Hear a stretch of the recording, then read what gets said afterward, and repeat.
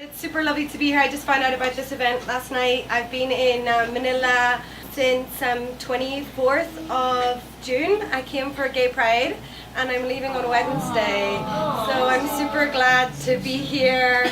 I've been going to loads of poetry events and it's been like, wow. I'm a poet, that's my actual job. Somehow. My mother has a brain injury, and when she was 20 she had a car accident and she had to relearn how to read and write and speak, and she's paralysed on her right side. I don't know if it's the same thing with cancer because I don't have experience, but I think after you have whatever condition, people always say to me, is she okay now?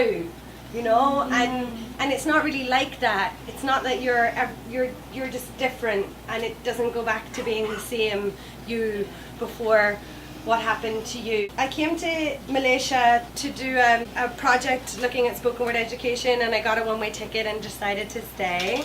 I'm trying to practice meditation and yoga and mindfulness and, you know, like a good little white girl trying to be all Eastern and stuff, and you know, repackage your culture and sell it back to you.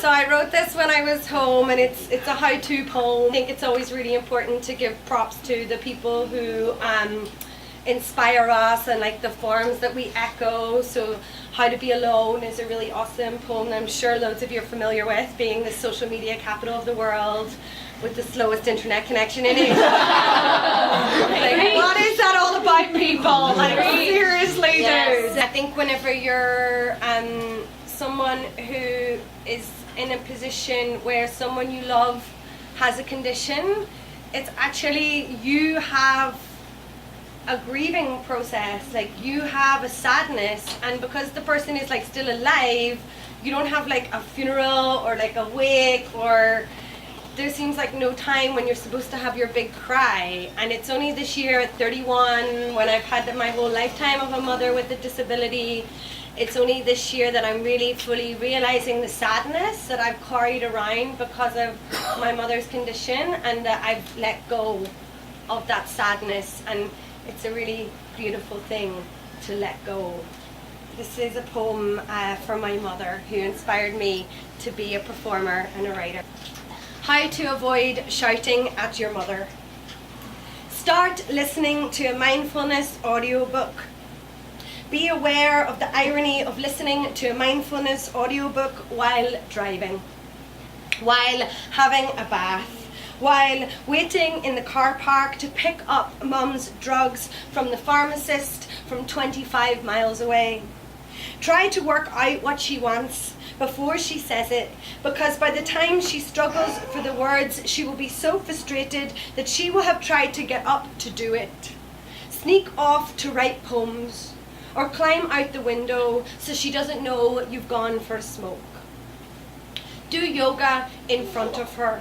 She likes it when you do that. She knows it helps you, like her daily rosary. She knows the anger of the garrity that courses through both of you. Know when it's okay to tell her your fears, your frustrations, and when to smile and pretend it's all fine.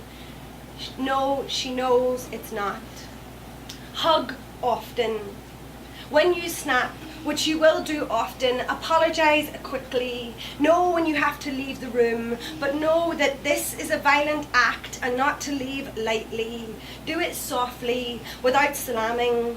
Know you both cry easily, and this is a gift, because many have dams bigger than Ballyshannon, and their emotions are concrete blocks that they can't lift. Be gentle, like she tells you to be. Remember, she is cursed with the same verbal diarrhea, and it flows unconsciously, and you both have to work on that. No, she taught you what frustration feels like in its deep and guttural fullness, that garbling of unsaid words, actions, deeds that have been taken from her, like the willow tree at Lover's Retreat, torn down to make way for that concrete house. Except she is the best mother, that you're lucky to have her, that her love is the only love for you. Aww.